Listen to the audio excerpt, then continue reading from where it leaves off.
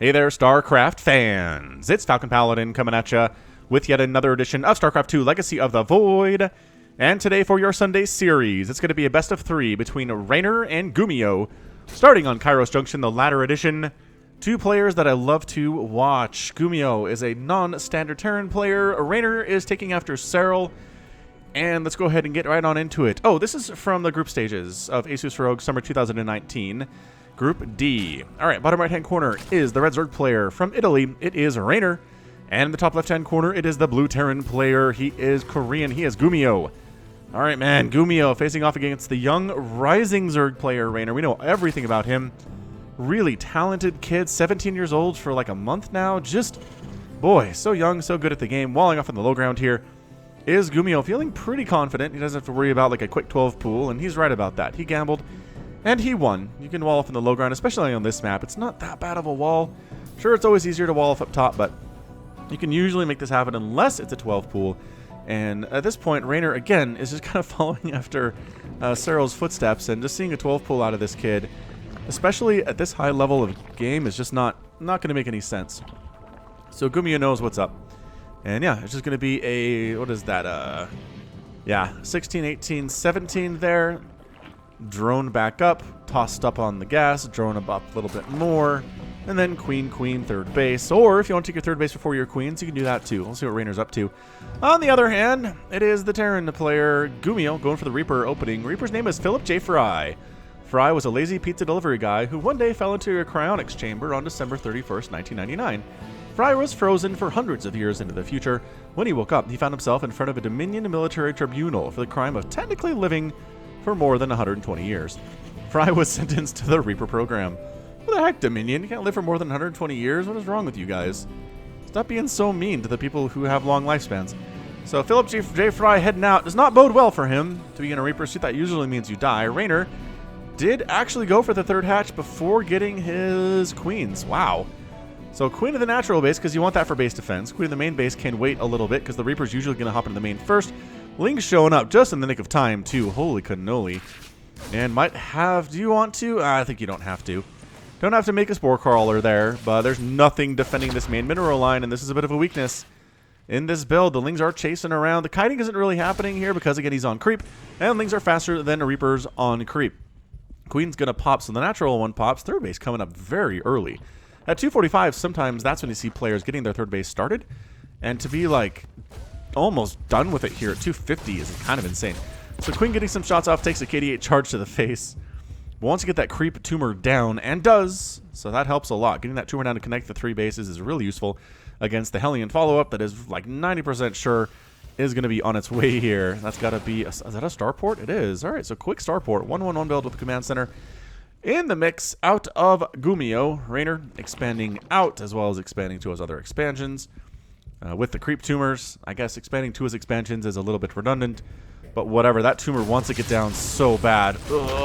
It doesn't. Oh, it did the little animation where it sits down, but it doesn't actually get off. Minor victory there for Gumiho. Not saturating the third base yet.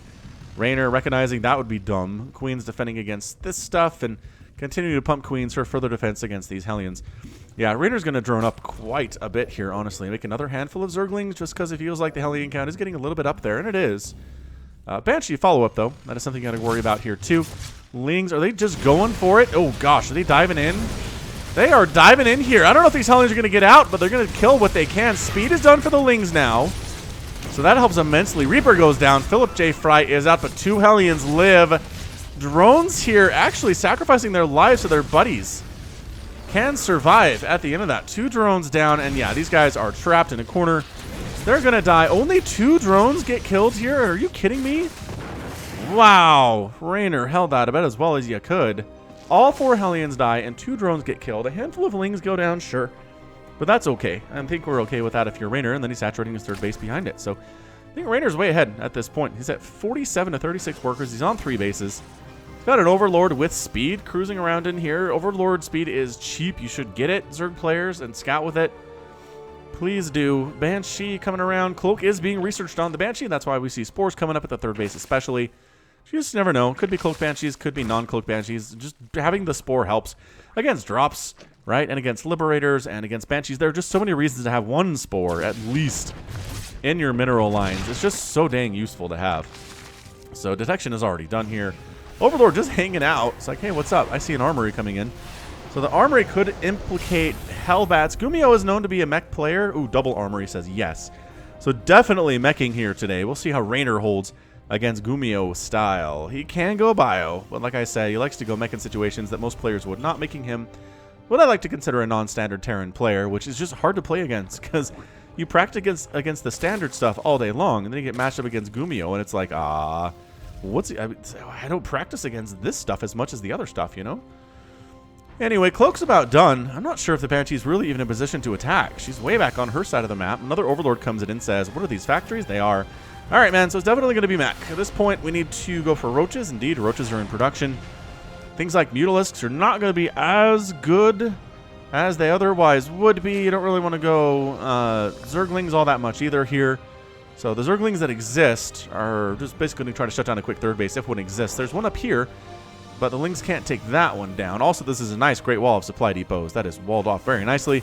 It's a weird angle, but you have to do that to get the full seal there. No Baling Nest. No Baling Nest here from the Zerg player, so can't bust through there. But going for Glial Reconstitution. It is yet to be seen whether this is going to be race car mech or more standard mech with things like tanks and Hellbats and Thors and whatnot.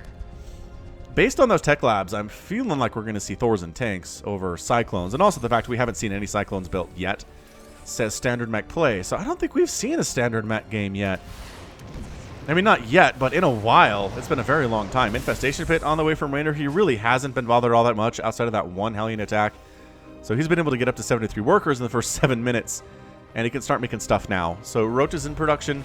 +1/+1 for those guys. Obviously, speed drops down to Changeling. The Overseer wants to see what's up. And it's just factory after factory after factory. Thor's on the way. Blue Flame coming in here too. Hellions trying to pick off some of these tumors if they can. But Queen Banshee, actually not bad. Not bad a combination, as it turns out. And that Queen's going to go down too. Where's your anti-air? There's no spores down here, and that means the drones have to flee. This triple Banshee play has been pretty good. One of the Banshees did get killed, but the other two are holding their own pretty well here. Swarm Host. Okay, so Rainer's like, you know what we're going to do against this traditional mech? We're going to take it back to Heart of the Swarm days, baby. We're going to go traditional Swarm Host against mech. Swarm Hosts have changed a lot since Heart of the Swarm. Mostly in the fact that they don't spawn on the ground anymore. They spawn in the air and then land. Yeah, these Hellions, boy. I don't know. That was not a good choice. They didn't kill any drones at all. No drones at all? No drones at all. Okay. But yeah, if you're new to the game, I mean, I feel like, man, there are probably people who didn't watch any Heart of the Swarm matches at all back in the day, huh? Because it's been 5 years since Legacy of the Void came out, so shoot. Alright, well, these guys used to launch their Locusts on the ground, and they would just move forward in a wave. It's just like they act when they land, right? But they don't have to start out in the air. And it was just really good. It was really, really good for Zerg. It turned into these incredible, like 3-hour-long matches between traditional mech and Swarm Host. And you'd think it would be better for the Locust to fly a little bit first, but actually it's not. It makes them susceptible to attack while they can't attack themselves when they're in the sky. So Thor's getting shots off on them. Obviously not much else there can shoot up. Missile turrets can do some stuff too.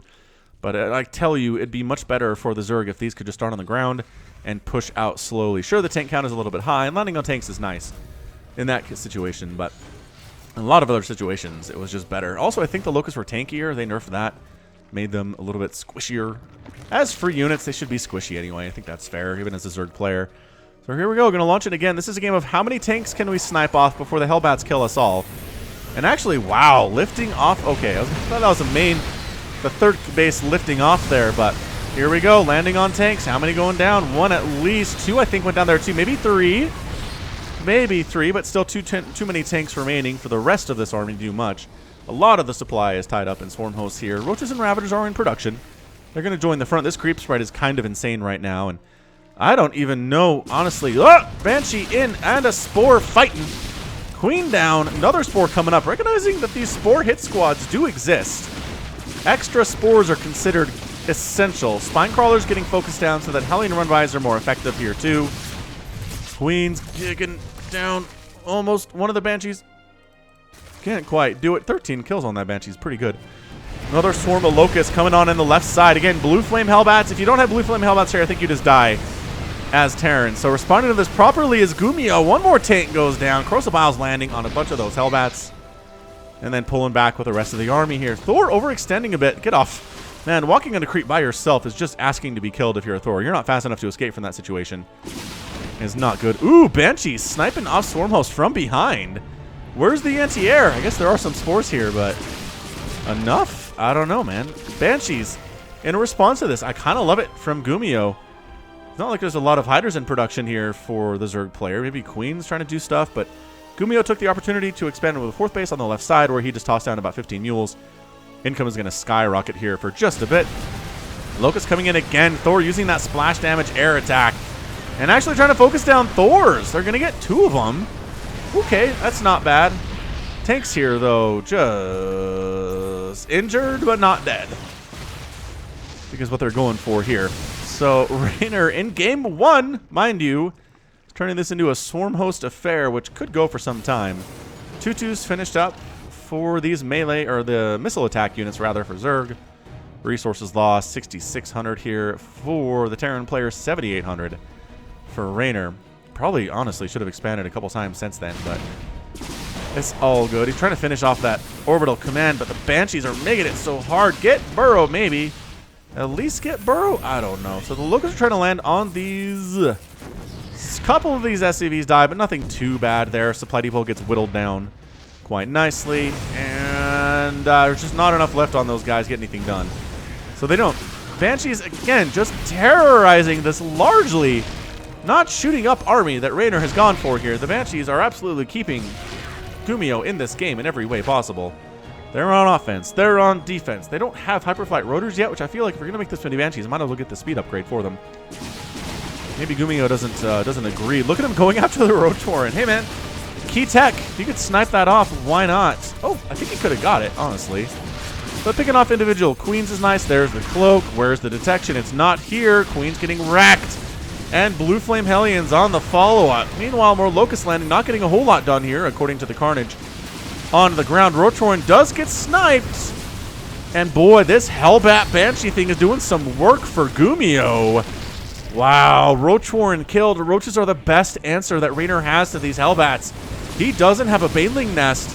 Hydra's not bad here either, but boy, there's nothing stopping this now. Pushing across the map. Tired of playing defense. Gumiho has opened up the door to make this thing work out. These Banshees are just merchants of death right now. 18 kills on that Banshee. Hydra's coming out to die effectively. 13 more Hydras in production. There are now Cyclones in the mix, which is kind of cool stuff. Locust use in base defense scenarios. Going to try to whittle off these tanks. Trying to finish them off. One does go down. Another one goes down. Hang on. 2 more maybe. Oh, yes. 2 more do go down there. The Hive gets killed because of that natural base location. Viper sucking off energy, and suddenly Gumi's up 127 to 88 army supply. He is wrecking everywhere. He's pushing into the 3rd base. Okay, that's not going so well. He's pushing into the main base, getting stuff done here too. These Banshees are just being pretty much unopposed right now. 14 kills on that Thor. 14 kills on that Thor. Again, a lot of these are Locusts. That inflates the numbers. But Reynor is going to lose his main hatchery too. For all the harassment Reynor has done today, he hasn't killed a single base. And the base count is now a hatchery and a hive down for no Terran bases killed. I don't know how Reynor wins this thing. I don't see him coming back from this at all. 18 drones have gone down. Gumiho's expanded again. Hellbat's just roasting everything down here at the 5th base. The 3rd base, Infestation Pit's going to die here now. So no more Vipers for you, no more Swarm Hosts for you. The Swarm Hosts are useless, dead supply right now because they're not ready to pop. Roaches do come over. There's got to be another Roach Warren somewhere. Is that it? I don't know where these roaches came from, but the Banshees are wrecking them quite nicely. You can kill that Spore, and that's your good game. Ah! Wow, what an absolutely brutal counterattack there. Sniping off the Roach Warren was a major victory, and the Banshees were just unopposed. 25 kills on that Banshee is insane. I don't know what Reynor was doing. I don't know. Like, Reynor was like, I'm going Stormhost Roach Ravager with some queens. That should be fine. And then at that point, it was just Gumiho makes maybe 5 or 6 Banshees, gives him Cloak, and says, I'm going to harass your army. I'm going to push. I'm going to kill your stuff. There are no Mutalisks out. There are no Hydralisks out when this starts happening. Hydras start coming up, but only when the counterattack happens. And by then, it's too late. There's Thors in the mix. There are tanks here, too, killing things. 16 kills on that one. Hellbats with Blue Flame actually pretty good against Hydras if they're not microed perfectly. And then, yeah, these Roaches just not enough. Not enough to withstand all of this. Sniping down that Roach Horn and getting the high was a major, major start to the victory there. So good game. Super great game from Gumiho in game 1. Taking it, again, to the young and rising, young, talented Zerg player whose name is Reynor. We'll see what happens in game 2 here. But I'm excited for this series. This looks like a lot of fun so far. Get to see a lot of units and compositions you don't normally see. That's what I love about Gumiho. That's why I'm casting this today. So, game 2 coming your way. Stick with it. Don't go anywhere. Game 2. It's going to be on Thunderbird, the ladder edition. Top left, Reynor. Bottom right, Gumiho. Man, the more I think about game 1, the more it kind of seems like that Gumiho saw what Reynor was doing and said, I'll just make 6 Banshees and just win. Boy, Gumiho has been around a long time and seen pretty much everything that StarCraft 2 has to offer. All right, man. Let's see what Reynor's response is going to be. Do you want to get 2-0'd by Gumiho? Or do you want to force a game 3 and win it? Or lose it? Music. Help me out, music. Where'd you go? You started out so well. There it is. There's our music. It's back. All right. All right, well, what is this? What are these shenanigans? There are not SCVs? Oh, it's a command center first. Okay, yeah, I was looking at this. I was like, where's your barracks? You're not out on the map. There's no blue out here. So where's your barracks? It's not up yet. What's happening? What's happening? What's happening? And then a command center first play on Thunderbird. Oh, snap. I really like this out of Gumiho. This is such a long rush distance. Thunderbird is a humongous map. You can tell by the size of the squares that are bases on the mini-map. That's a small square. That's a whole base. It's like, whoosh. Gotta go down this way, and then up this way, and then around this way, and then up this way, and you're here.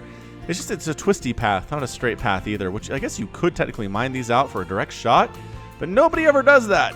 I'm gonna say nobody does that, and then in this game, like, Reynor will totally do it, and I'll be like, oh, how embarrassing. Really, all you gotta do is one drone here, and then Ling's get a nice straight shot across the map. And it's not as far as rush distance anymore. I don't know. I don't know if that's even worth it. Probably not, or the pros would do it on this map. But new map pool, rather. And I'm not sure Thunderbird's actually on the map pool anymore. I haven't played a lot of 1v1. I'm casting this about a week in advance, so a week ago, the map pool was really new. Might be old right now, but anyway, going for the third patch style again. What's over here, dude? Why are you hiding? Oh, you're hiding because you think the SCV is here to block it. And he is. And he's not going to go away because you're not throwing down your hatch now. It was a good attempt, little drone. With your face in the corner here. Yeah. Gumiho's like, it's whatever, dude. I'll sit here for as long as I need to. Oh, crap, Zerglings. Run! Oh, crap, Zerglings is right. Okay, so hatch goes down a little bit later than Reynor wanted it to. But he's got queens out. He's got lings out. There's a Reaper in production or on the way. Where is it? Here it is. Reaper's name is Mr. Meeseeks. One day, Emperor Mengs found a mysterious box. Upon activation, a blue fellow came out and asked for an order, as Mr. Meeseeks can do anything. Emperor Mengs ordered Mr. Meeseeks to kill all the traitors, Protoss, and Zerg in the galaxy. That was 6 years ago, and Mr. Meeseeks at this point is nearly insane, as life is painful to Mr. Meeseeks, and he is nowhere close to finishing his task. See, that's a fundamental misunderstanding of what Mr. Meeseeks is all about. I say, sounding like a really smart Rick and Morty fan who is arrogant and dumb. But, oh, Mr. Meeseeks dies and feels a great sense of relief. Mr. Meeseeks is there to help you improve something about yourself, help you achieve a goal, right? And, to help you do it, right? So Mr. Meeseeks could help Mengs achieve those things, but I don't think you send Mr. Meeseeks out and just do stuff for you and fulfill your goals in your place, right? Again, this is from an entirely one episode of Rick and Morty from a character we're never going to see again. But I think that's how it works. So it's like Summer wanted to be class president, I think. And, God, what on earth did Beth want? She wanted something that seemed difficult but wasn't that hard. And then Jerry wanted to take 2 strokes off his golf game, which turned out to be impossible. At least until the very end. Spoiler alert, you should watch Rick and Morty. I know a lot of the fans are annoying, and I know I sounded annoying there talking about it, but it is seriously some of those brilliant, hilarious writing I've ever seen. I was rewatching the whole series with my wife earlier this year, and just every episode is cataloged in my brain as, ooh, that episode. And that's a good sign, I think. If I'm watching it and I'm like, ooh, this one, ooh, this one, ooh, this one. My wife was like, dude, I get it. They're all this one. You can stop. I was like, yeah, that's fair. That's actually very fair. Anyway, third base is kind of late here for Gumiho. You think you go command center first. You go for a third base like around 4 minutes, but not happening. Boy, Ling's catching a couple Hellions out in the back onto the creep. Run! We're all really bruised. Queens, jump into position. Right. There we go. Into position. Get out of here, Hellions. Stabbing you until you're almost dead.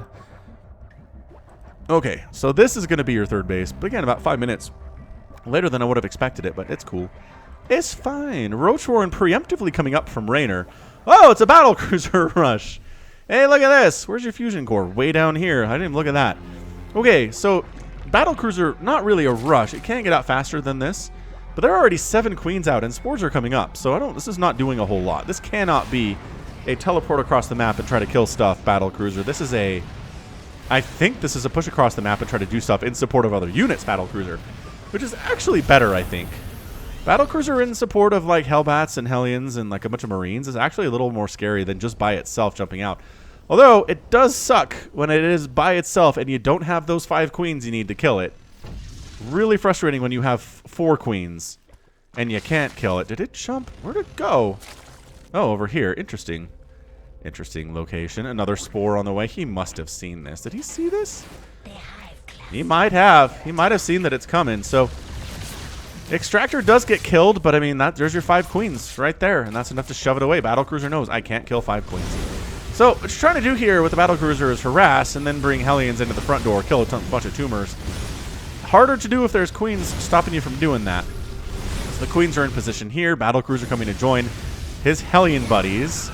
And if you control this well, you can actually get a lot done. Yamato Cannon is done. Is he going to finish off a queen? He is. He finishes off a queen. Now there's only 4 here, but he is already injured. So that actually means you only need 4.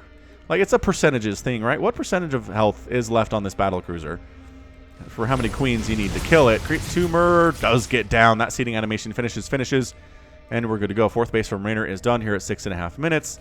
He is going for a Spire. I just in awe of what these players can do. Like, even if I'm left alone and macroing, I can have 4 bases up, but I don't know that I would have a Roach Warren with Glio Reconstitution and 71 workers and double Evo Chamber and a Spire coming up at the same time. Whoa, the battle cruisers are here. There's another one on the way?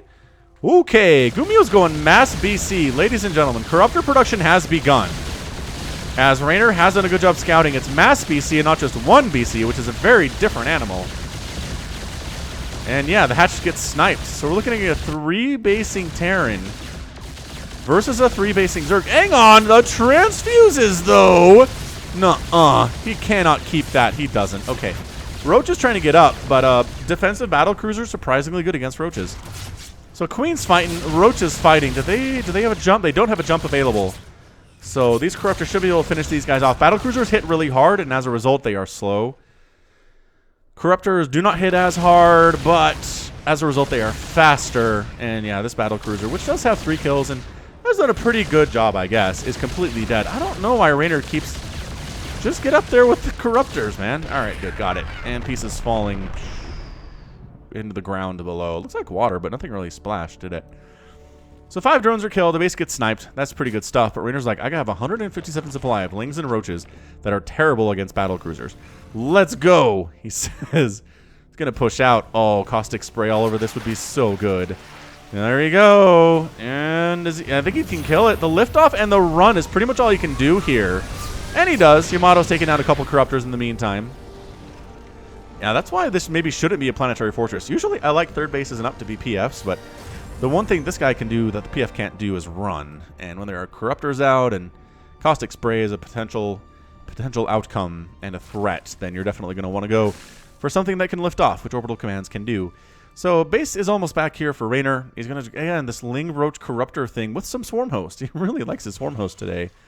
Tanks are out, though. So, I mean, it's not like it's just mass BC where you can kind of run around the battle cruisers and they have to chase you.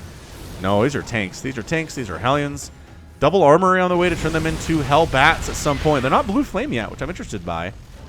I guess a lot of the resources that would have gone to Blue Flame and the armories went to the battle cruisers instead. So Reynor weathered the early storm. We're 9 minutes into this thing, and I think he's okay. 4th base up, 3 basing Terran, 71 to 68 workers. Pretty even ground across the board here. Is there any sign of a hive? We're still layering it. Infestation pit is done. Goodbye, Hellion. Thanks for coming around.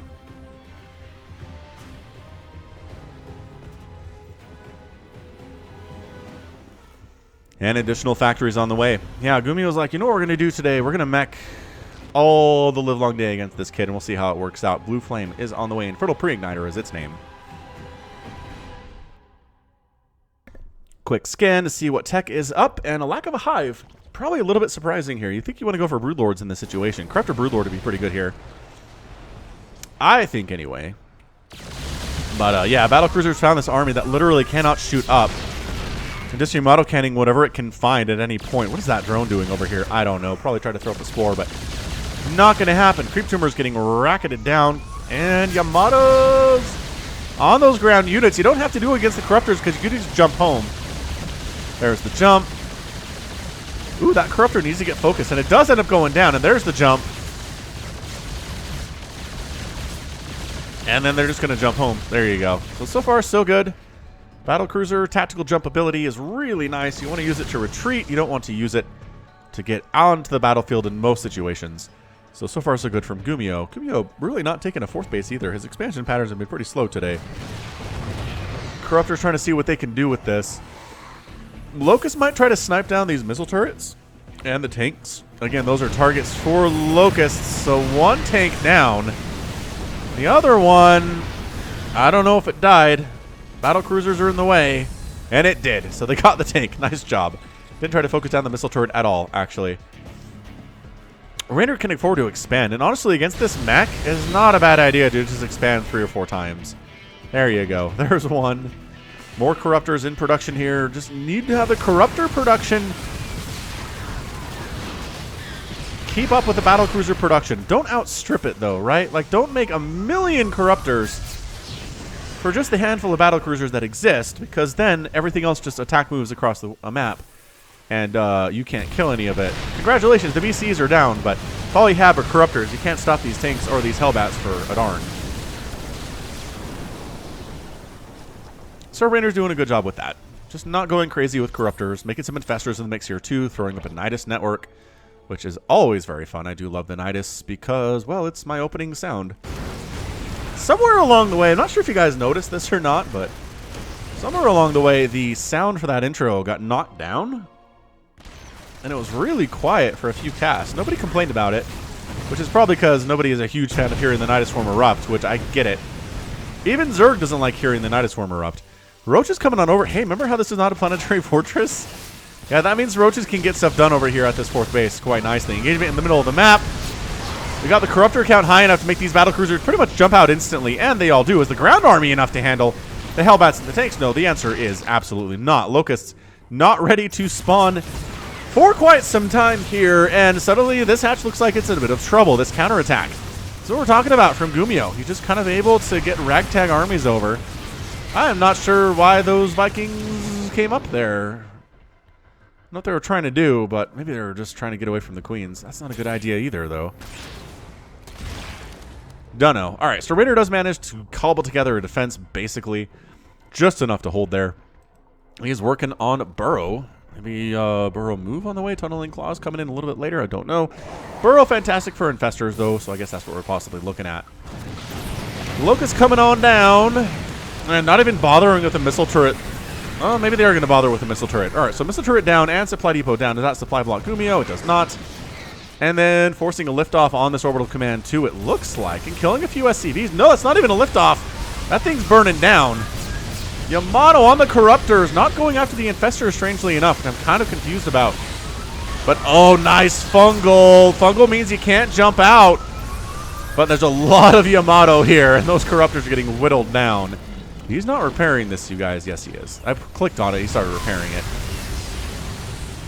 6 SCVs picked off there. 54 here for Gumiho. I think he's okay with that. It's not really bothering to replace them either. Just because mules are totally a thing. When you have this many orbital commands, you have so many mules at your disposal.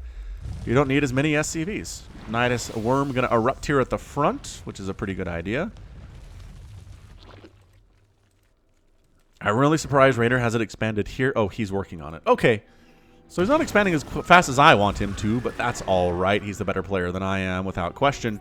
Even though I've been playing StarCraft since 1998, and he wasn't even born then. Ah, good times. Good times to see yourself surpassed by the younger generation. Every sport experiences it eventually. Blue Flame Hellions trying to mess with this base, but they're really bad against buildings, and there's defense anyway. Another Nidus Swarm going to erupt down here to the south, and just giving options for the Swarm host wherever they want to go. Instant transportation is nice. Burrowed Lings here at an attempted expansion by Gumiho too. Loving that.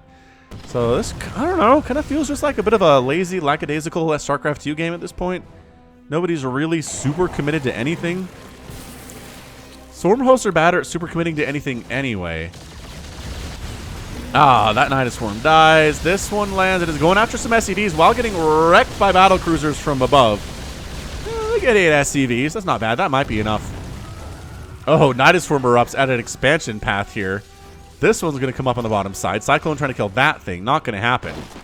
And look, just kind of keeping Gumiho drawn out of position. Hellbat tries to kill this new base of Reynors. No, say the Roaches. They shut that down quite nicely. And then I think this is going to be an unload here. And almost ready to go. Is the army coming to stop this? I don't know. Transfusing that Nidus Swarm at the front is fantastic. If you're smart, you're going to get the Nidus. Oh, it doesn't get the Nidus at all. No, hang on. Don't land there. Oh, that was bad. Landing on this side of the minerals is a horrible choice. But free Cyclones is pretty good. A couple free Cyclones. Maybe go to the refinery at this point. Missile turret's not a bad target either. But going for both is bad. Oh, I got the refinery anyway. Never mind. Oh, Neuroparasite. Neuroparasite on the battle cruisers. And Infestatorans getting tossed down. Corruptors in the mixture too. This is what we're talking about. This is the composition that we want to see from Reynor if you are a Zerg fan. Hellbats just crushing through. Neuroparasited battle cruisers having a pretty good time here though, but everything wears off. All the infestors get roasted up, and Gumiho holds on there. Army supply 117 to 108. He feels like that is a counterattack situation. He won that handily enough that it's time to go. Going to try to take down the 6 o'clock, or the 12 o'clock position hatch rather, as an attack at 6 o'clock is happening. And the SCVs get out of there as you want to do. Engineering Bay, good. Double Supply Depot, pretty good too. Army getting produced right now. More Corruptors, more Roaches here for Reynor. He has enough time to do so because, again, he attacked on the other side of the map. And that gave him some time to make units in response to a counterattack. And here we go. Corrosive Biles, Fungals, landing on everything. Can Reynor hold here? I don't know, man. They're looking really, really scary. The tanks on the low ground, the Cyclones using their lock-on ability. Infestatorans getting tossed down to get locked on. I guess that's what you want to be doing here. Hellions just cruising across the map, trying to handle this. Corruptors fighting. Locusts, again, in a base defense type situation. Not where they want to be, but if they must, then they must. This base getting focused down by battle cruisers to some extent. Locusts getting on top of those tanks. Yamato takes down another one of those Corruptors. Corruptors chasing. Corruptors taken out. Battle cruiser that can jump out and doesn't jump out, surprisingly there. I don't know what that was. More units coming in from Gumiho, though. He is producing stuff just so fast back home. Continuing to throw them on up here. And at this point, the Corruptor Ball, there we go. So what I'm talking about. The battle cruisers are gone. The Corruptors are useless against these tanks and everything else on the ground because they can't shoot down. And I think the hatch is going to go down. The battle cruisers just jump out. They'll fight another day. Hatch down. Major victory for Gumiho, and the tanks aren't even sieged up. So I think they could just run here, can they? Yeah, they could just run. So Locust killing what they can. A few Hellbats go down in revenge for that dead hatchery. Again, 2 hatches sniped during that attack. Pretty darn good stuff. But the Corruptors found the battle cruisers. Their little hidey hole. There are no missile turrets here to help at all, and they do end up going down. Taking down this base would not be bad, honestly. Caustic Spray, and then when it lifts off, kill it with the rest of your Corruptors. Not bad. Blue Flame Hellbats on top of your drones. Oh, the humanity. Okay, drones, get out of there. You're faster than Hellbats. You just need to run at this point and let the roaches handle it, and they do. Upgrades here, +2/+2 for the missile attack units here on the ground for the Zerg player. And we're looking at +2 air armor for these Corruptors, too. Broodlords are in production, so Reynor getting into a bit of a super end game composition, but losing that hatch is a problem. He is replacing the 4th base. But man, 6th base, losing that one is a pretty big deal here, too. Worker count, only 46 for Gumiho, but again, I just kind of feel like he has the mule count that he needs to handle this. Couple forward, Nidus Worm's going to die. This one is outside of scan range. We'll see if it gets picked up or not.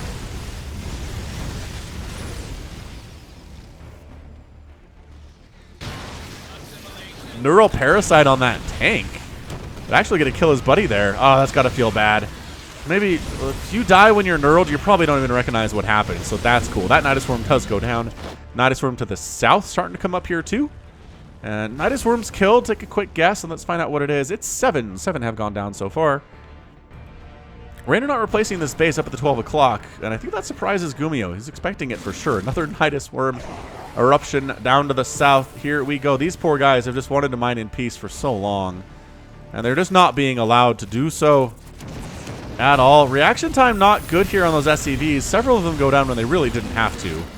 But losing that refinery, losing a missile turret. Ooh, it didn't quite run away far enough. A lot of SCVs are going down. Oh, that was bad. 13 SCVs instead of 4 is a major problem. Blue Flame Hellions running into the 5th base down south. Going after, oh, taking a fungal right to the face. Doesn't last that long, but does slow you down. Getting slowed down as a Hellion is bad. You pretty much always want to be moving. Like, you can't fire and move at the same time, but if you're moving a lot and then firing, that is a good thing for you. So this game seems pretty scrappy. It's 43 to 41 workers here at the 21-minute mark. Base count is not super high for either player either, usually on Thunderbird.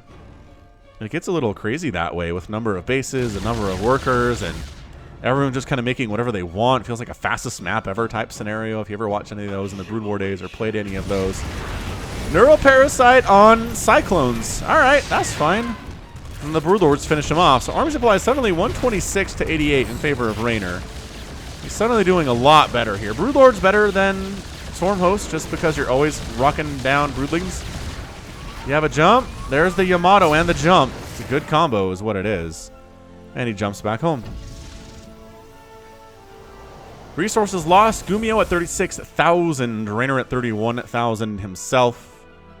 While there's a bit of a lull hill, please check out the Falcon Paladin Hour. It is a weekly podcast with myself and Somicron. We talk about StarCraft.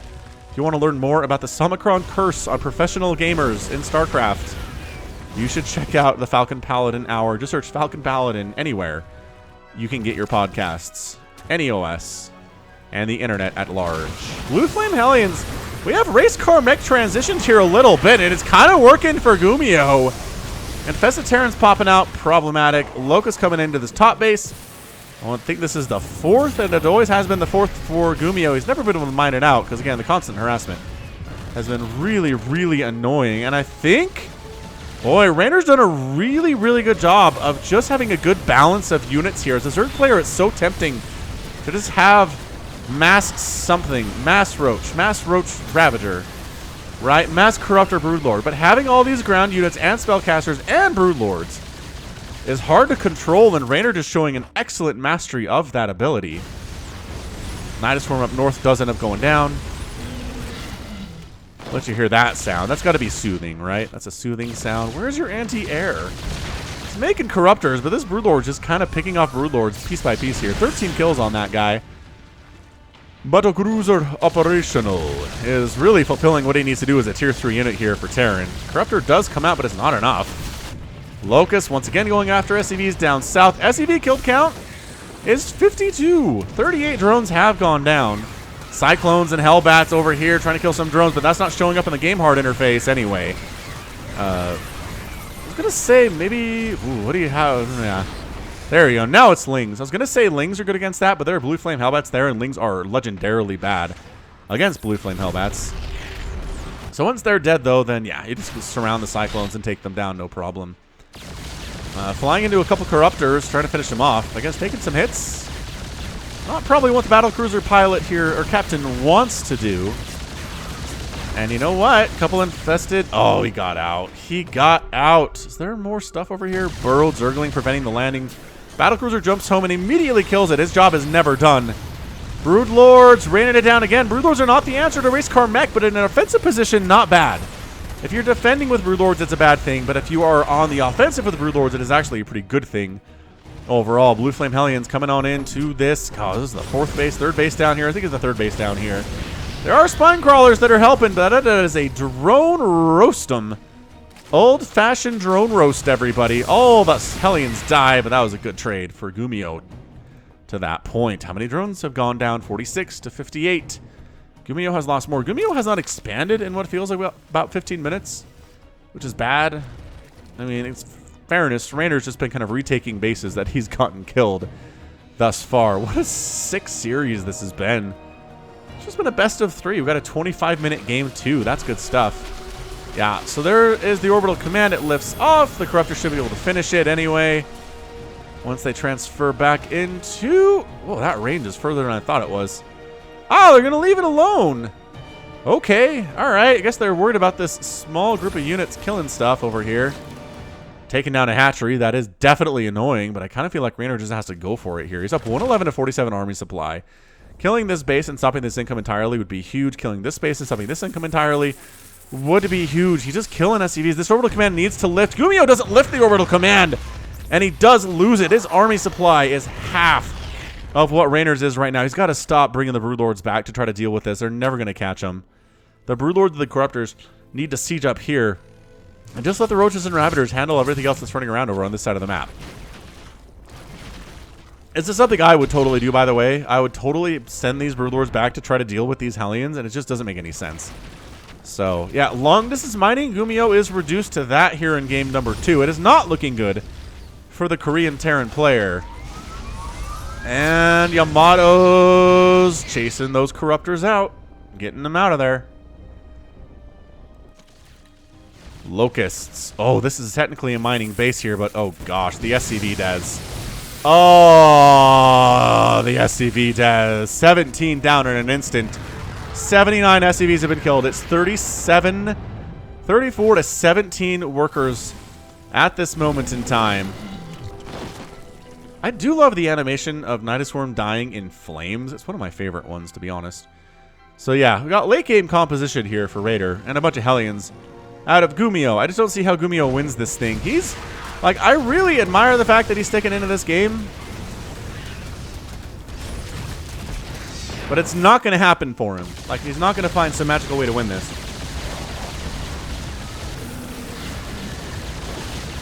Locusts flying as fast as they can to the one remaining source of income for Gumiho. Going to kill a bunch of mules. Oh, that's a huge loss of income there. He's got a couple battle cruisers in the mix too, which is nice. 7 kills and 19 kills each there. Another one that's new with 1 total kill. He's making BCs because he knows this composition isn't very good against mass BC. Just the tech switches and the movement back and forth here from Gumiho is so dead impressive. I'm enjoying this a lot. All right, so we're repairing with the SCVs. Final battle here on the battle cruisers, trying to fight against these Corruptors. Another one jumps into the battle. There are 4 of them here. Neural Parasite is a real threat, though. Does he see these guys? Does he see them in here? Oh! Oh, what? You can Yamato? Oh, you can't. Oh, that's interesting. There's the Neural Parasite. The Corruptors are coming in. Double, triple.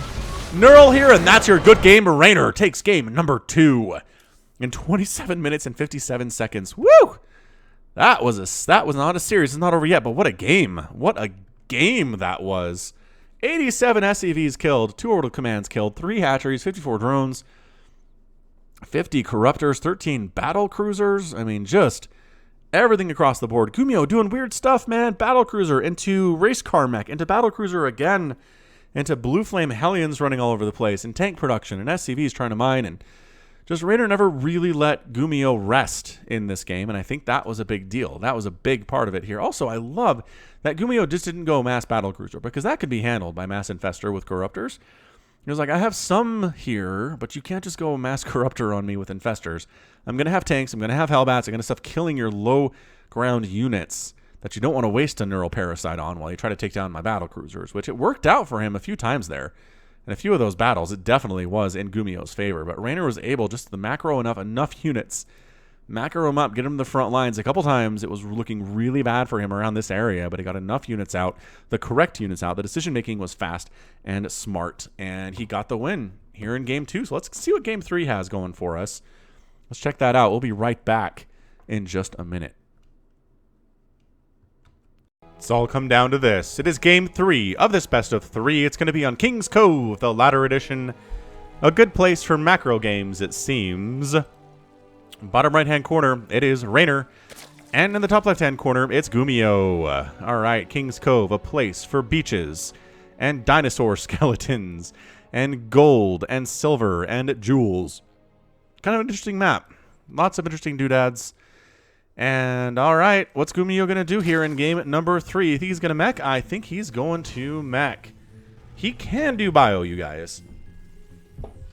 I have seen it. All right, so I don't think he's going to go I don't think he's going to go command center first here. Maybe he is. Hold on. I say that as he's sitting like 250 minerals, so of course he is. Never mind. And there it is. All right, command center first here. Yeah, I remember this now. I forgot. Gumiho, it kind of seems to name himself after a Kumio, which is it's a legendary, like, mythical creature. Appears in tales and legends of Korea, deriving from ancient Chinese myths and folklore. It's a fox that lived 1,000 years. A fox that lives 1,000 years turns into a Kumio, like its Japanese and Chinese counterparts. Ah, yes. Gumihos transform themselves as beautiful women in order to seduce men and then eat their livers or their hearts. Good times. Oh, yeah. That was actually in Love, Death, and Robots, wasn't it? I think that's where I saw that. Yeah. It was like this dad, or this grandpa or somebody was chasing down a fox. And it was actually a Gumiho, and like he's an official Gumiho killer. Anyway, interesting name to choose, really, from Gumiho. The seducer of men, and then they eat their hearts. Who knows? All right, Reaper on the way. Reaper's name is the Bar Study Program. To better understand the law, Emperor Mengs decided to officially become a lawyer by passing the Terran Dominion bar legitimately. 2 days of stress, failed memorization, and confusing multiple-choice questions, Emperor Mengs gave up and sentenced every single writer of the bar and the creators of all bar studies programs to the Reaper program because the process is pure pain, all in caps. Somebody, I think, was taking the bar when they wrote that Reaper name. So this is the bar study program. I've heard legends tell about it, but this Reaper is actually looking for Zerglings. But again, look down south. We got another base coming up here before the 2 minute and 45 second mark. So once again, Reynor going for the really greedy macro style opening here. I'm not sure how much it matters in the long run. If your game's going 27 minutes, like, was your opening maybe, was it fine in that situation? Did it not really give you as much of an advantage as you wanted it to? I guess command center first means that you kind of have to go quick, fast third to keep up with Gumiho. So maybe that's the answer there. Seems like it could be. Anyway, what are we doing back here, Gumiho? Is that, by golly, a starport? It is. Why do I press the wrong button sometimes? Because Brood War is why. Because Brood War is the Y here. All right, W actually brings up this little window. But here, you just click on it. It shows you what it is. It's nice. Just in the bottom. Just small. Nice. Creep spreading to the left. Creep spreading to the forward. Loving this stuff here out of this kid. So, right now, not quite sure what the Terran player is up to. He's going to probably end up scouting this third command center pretty soon. Is it going to be Banshees again? Looking like it's going to be Banshee again. That is a tech lab, and Cloak's on the way. All right, so is this a fake out, though? Because it is not a Banshee, it's a Viking. Viking in production while researching could be an attempt to fake out Reynor into thinking that Cloak Banshees are on the way, but they're not. Or he could just be getting a Viking first, and then he'll start Banshee production next. Because Cloak does take a while to finish. It's a really good upgrade, and that's why it takes some time. Yeah, Overlord not really in a position to move in here. He is working on Overlord speed, but it's not going to be in here in time to really see this if it is, in fact, a fake out. So we'll see if we go Banshee. It is Banshee. Okay, so not a fake out, just going Viking first into Banshee.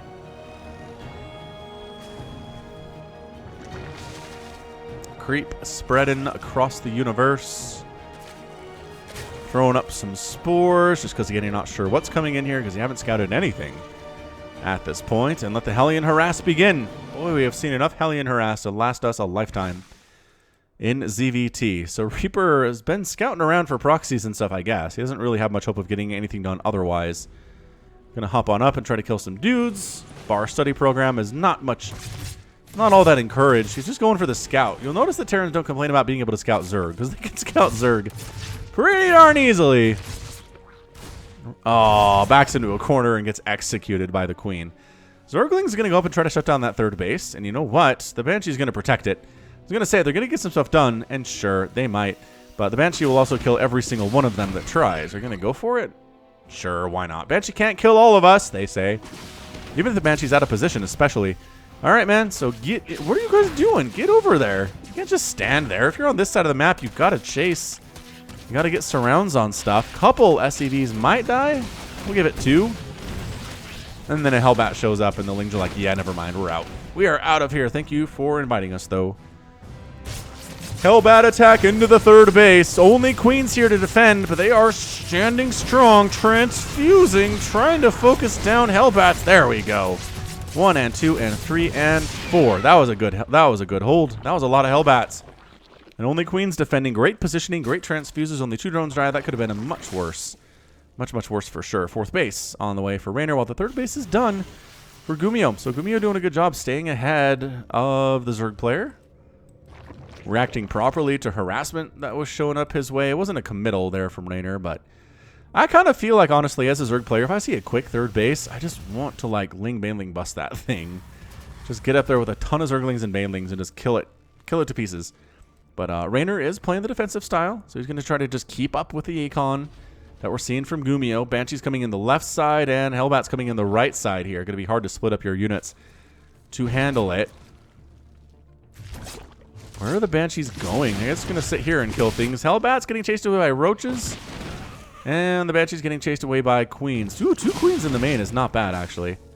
You have any overseers? I don't think there are any overseers, but the Spore Crawler positioning is pretty good. The Banshees are forced to just flee, get the heck out of there. So fourth base done. 76 workers up for Reynor. Fourth base on the way from Gumiho. His macro is honestly one of the most impressive things about him. His ability to just get up huge numbers of bases is just super impressive. All right. So Hellions coming across the way here, going for Magfield Accelerator and Hyperflight Rotor here. Banshee Speed on the way, and it is going to be the race car mech. We've seen Reynor fight against race car mech before. It seems like he knows how to handle it. But yeah, I mean, there are some tanks in the mix here, which again, it's so hard to classify a particular style of mech. But I say Thors and tanks make it traditional mech, and Cyclones and Hellions make it race car mech.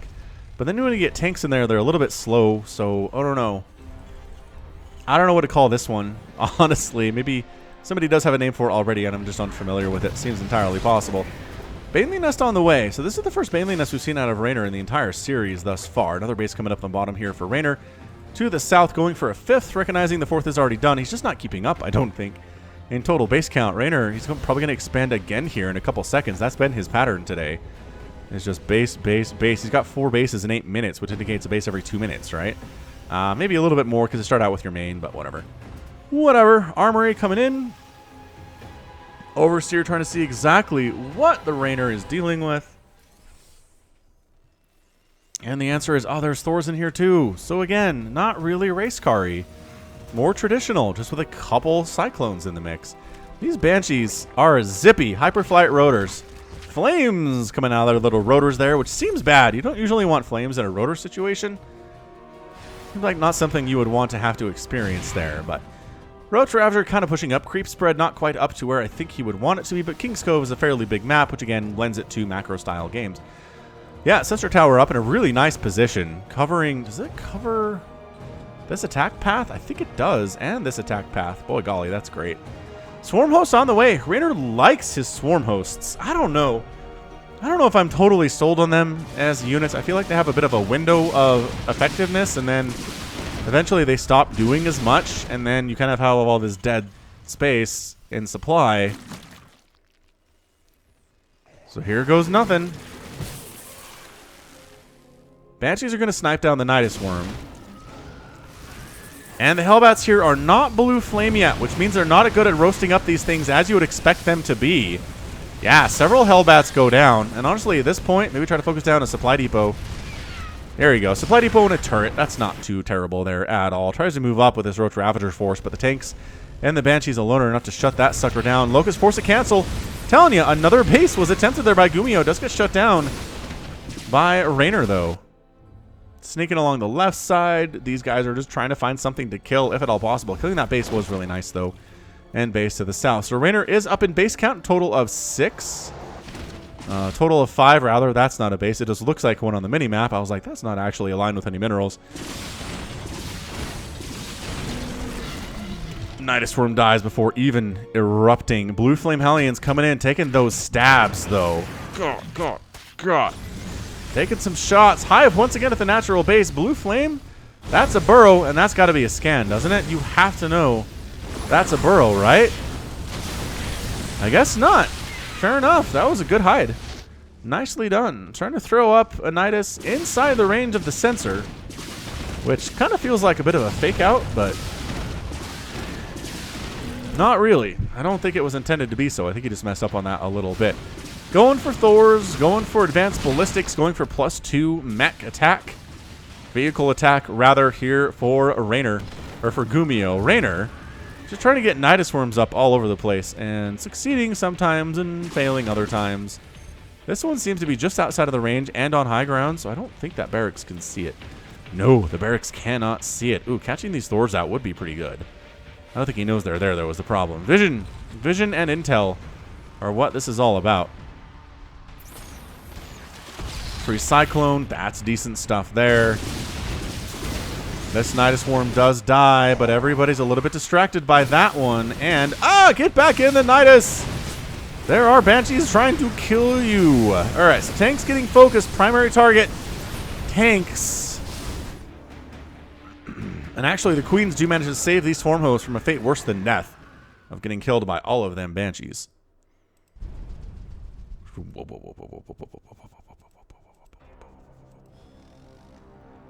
Hydra's in production, so once again, he's like, alright, I'm not going to let these Banshees ruin my day. I'm going to start Banshees a little bit sooner. They are really good against Thors anyway, and the Thors count is pretty high.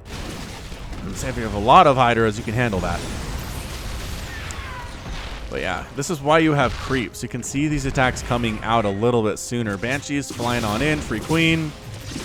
Gonna 3-volley those guys down and try to kill some Hydras as they pop out. The Banshees again serving a major purpose today for Gumiho in his mech strategies. The Thors are getting nice splash damage off on these Locusts, but at the same time, they don't want to get surrounded and killed. One Thor does go down. The others take a bit of a bruising, but don't actually get killed. Meanwhile, Banshees are still fighting back here. They try to take down the Hive by themselves. I kind of feel like they are. 9 drones getting killed. Queen's coming to try to save the day. And you know what? Mutalisks can actually catch them, but Overseers with speed are not as fast as Banshees with Hyperflight Rotors. Liberators in the mix. Oh, that's interesting. Liberator Thor here. Drilling Claws coming in too. Might see some Widow Mines coming in later on. Yeah, goodbye. Goodbye, friendly Corruptors. And here we go. Locust getting on top of these Thors. This is exactly the scenario that Reynor wants here, is taking that Thor count down. Is he enough to handle the Liberators? Yes, a bunch of Liberators get handled there. Do the Hydras want to stop and fight against the Banshees? I feel like they kind of do, but they're not. They're retreating instead, and here comes the continued push out of Gumiho. He's making 3 Liberators at a time. He's going for +3 armor and +3 attack on his ground mech, which is just intimidating as all get out. Yeah, man. Thor, tank, Banshee, Liberator. Who knew? Who knew this was a thing? Trent has to use transfuses on Overlord so they don't all die. And then Hydra Queen, pretty good in this situation. Making more Hydras, working on that 3-3 himself, but he's got a ways to go. He's making another Nidus Worm instead of, just using this one. I guess it's a little bit too injured to use. would be the concern. Hey, guess who's over here now? All of the Locusts. Okay, so that means the tanks are firing on Locusts instead of on the Hydras. Abduct's happening here as well. Hydra's getting transfused. Pushing on up. A Thor does get sniped from behind. The Liberators can't get out of there, and they're going to get killed quite nicely by the anti-air. And Reynor does manage to push this attack back, but guess what? More Liberators are here. More Blue Flame Hellions are here. Just going to do this thing with Hydra's not going to work out all that well. You need the Queens absorbing some of that damage. The Transfuse on top of that Corruptor, too. Just absolutely mint on that one. So Gumiho, while on the attack, has been expanding a couple times behind it. He is worried about these Nidus Worms, but he's going to take them down no problem. Once again, Flaming Nidus Worm, just one of my favorite things of all time. Locust trying to come up this left side and get something done in the natural base. They do get spotted by the sensor tower, so the reaction time should be pretty good. Yeah, Blue Flame Hellions are coming down this way. They need to run. They need to get back on creep now. Oh, some of them land on the Hellbats. And I don't know what these guys are doing, honestly. I guess maybe supply depots. Not a bad pickup. Better than nothing. Doesn't supply block Gumiho, though. Abducting. Ooh, there we go. Abduct on the Banshees into Hydras. That's a good way to get rid of the Banshee squad. That's a beautiful idea out of Reynor. If you can't catch them, because they're so fast, abduct them from range into your Hydras. Very nice. Very nice Viper play from the Italian. Another Nidus Worm coming up to the north here. Just the devotion to Nidus Worms from Reynor this series has been insane. How many have gone down? 14? 14 Nidus Worms have died. That's a lot of gas, man. That is 50 gas per Nidus Worm. Uh-oh. Uh-oh. Get back in there. There we go. Gets back in there. Lands. And the Liberator count is kind of enough. This is a problem.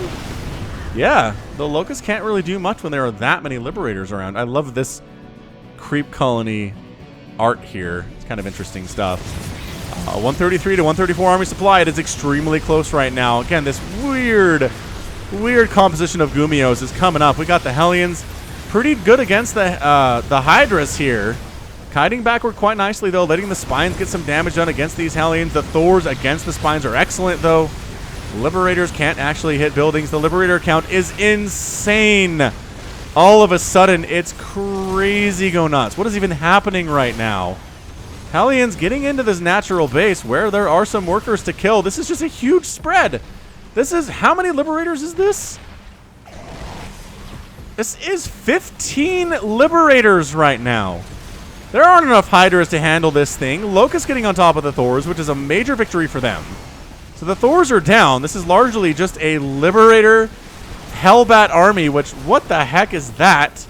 The Corruptors need to be engaging here. The Corruptors need to be fighting against these Liberators. I don't know how much energy you have for abducts against these guys. Look at this circle. This circle scenario is something I've never seen before. Look at all these. Look at all these. Sometimes in PvT, I guess, but man. Hydra's trying to engage with this, just getting roasted up. Corruptors fighting against the Liberators. Blue Flame Hellbats going to town against your spawning pool. So many Corruptors here. And that's the answer. You need to get rid of these Liberators. Locust just flying over the no-fly zones here, or the no-ground zones, rather. Calling them no-fly zones is hilarious. And yeah, just a ragtag army of Gumiho sitting here in the main base, going to take down that hatchery. This is exactly what we saw in game number 1. Right? Taking down the main hatch, taking down the natural hive, and then roasting up drones on the other side of the map here too. So Reynor has lost a couple bases. He's lost a whole ton of drones here. Flyer attack level 2 gets denied by killing the Spire. And it is largely a Corruptor army. So what do you do in answer to that? You bring in the Hellions, you bring in the Cyclones. Are there enough Hydras to handle this? It doesn't sure seem like there are. And just attacking into a really terrible choke position for him here is Reynor, or Gumiho rather. Blinding Cloud trying to hang on right now. Corruptors are just going after this Liberator group and thinning out the group just a tiny bit. Anyway, or maybe a large bit. I don't know. A lot of them are going down. Continue to attack on Unhear Hydras. Not really the answer to race car mech as we've seen in the past. There you go. Abducting. Abducting can make it work.